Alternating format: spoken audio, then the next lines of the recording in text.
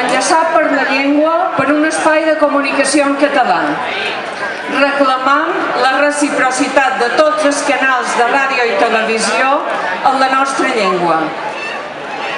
Les recents eleccions a Aragó, les Illes Balears, Catalunya i el País Valencià han configurat unes majories de govern favorables a l'ús i a la presència pública de la llengua pròpia.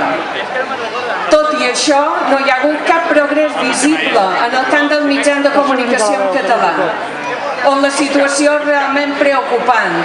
Al País Valencià, la ràdio i la televisió públiques valencianes continuen tancades i continua impedint-se la recepció de les emissions de TV3. A les Illes Balears tampoc no reben aquestes emissions i, inversemblantment, les d'IV3, la televisió de les Illes Balears, no arriba a Catalunya, que al seu torn no rep les emissions d'IV3, ni evidentment les de la ràdio-televisió pública valenciana. Contràriament, la presència dels mitjans públics i privats en castellà és aclaparadora i l'Estat, per la seva banda, no pren cap mesura per reequilibrar aquesta situació. De fet, no sols no fomenta la presència normal del català en els mitjans, sinó que la dificulta i fins i tot arriba a incomplir de manera flagrant la legislació internacional que ha subscrit a la Carta Europea de les Llengües Regionals i Minoritàries, que es compromet l'estat espanyol a garantir la llibertat de recepció directa de les emissions de ràdio i de televisió dels països veïns en una llengua usada de forma idèntica o pròxima.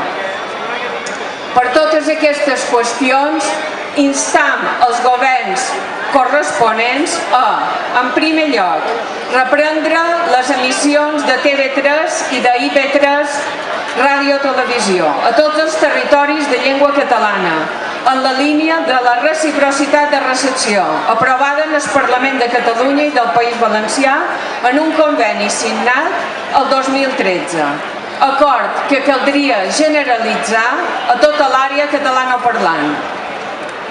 Segon, recuperar en la màxima urgència les emissions de ràdio i televisió valencianes que el govern del PP va clausurar de manera vergonyosa. Tercer, fer efectiu el dret que totes les emissions de les ràdios i televisions públiques siguin en català. L'oferta pública i privada de ràdios i televisions en castellà